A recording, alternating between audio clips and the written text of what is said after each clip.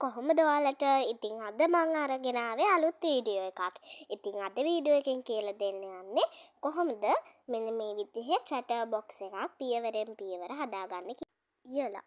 එහෙනම් අපි බලමු කොහොමද මේ චැටර් බොක්ස් එකක් ලේසියෙන්ම හදාගන්න කියලා. ඉතින් ඒ සඳහා ඔයාලට අවශ්‍ය වෙනවා මෙන්න මේ විදිහේ A4 කොලයක්.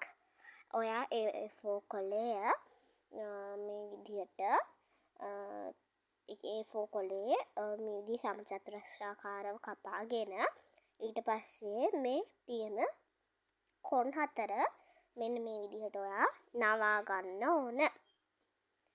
මෙන්න මේ ආකාරයට පැති දෙකක් මෙන්න නවලා ඊට පස්සේ අනිත් පැති දෙක නවන්න ඕන.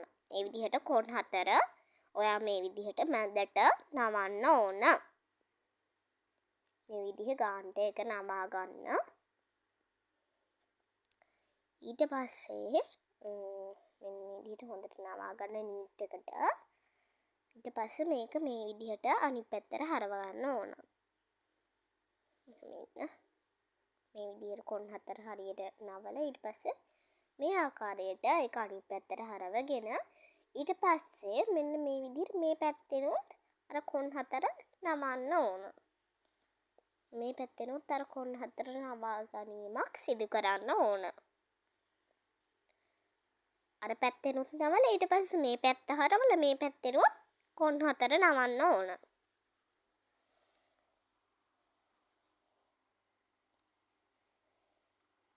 මෙන්න මේ ආකාරයට ඔයාලට පුළුවන් මේක දැන් මෙහෙම කරන්න අපහසු නම් හරියට නවා ගන්න මේක. ඒ කියන්නේ දෙකට නවලා ඊට පස්සේ ආයි හතරට නවලා ඊට පස්සේ ඔයාලට පුළුවන් මේක ගානට ඒකේ ගාන ඒ තියෙන නැම්මුම් පාර අනුව මේක ගාන්න මේව කරගන්න. මෙන්න මේ විදිහට මේකෙත් කොන් හතර මේ විදිහට නවා ගන්න. හරි. දැන් අපි මේකෙත් කොන් හතර නවා ගත්තානේ. දැන් මේ පැත්තත් මෙහෙමයි තියෙන්නේ. දැන් ඔයාලට කරන්න තියෙන්නේ මේක දෙකට මේ විදිහට නවා ගන්න ඕනේ. මේ ආකාරයට මේක දෙකට නවා ගන්න ඕනේ. හොඳට ඊට පස්සේ ඒකේ නැමුම් පාරක් ඇති කරලා ඊට පස්සේ ආයෙ ඒක කරලා අනිත් පැත්තත් දෙකට නවන්න ඕන. නවලා ඊට පස්සේ මේ විදිහට මේක දෙකට අල්ලලා දෙපැත්තෙන් අල්ලලා ඔයාලට පුළුවන් මෙන්න මේ කොටස් ටික හැරගන්න. ටික හැරගත්තට පස්සේ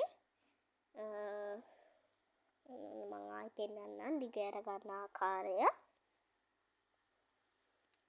මේ ආකාරයට නැවත දිග හැර ගන්න ඕන.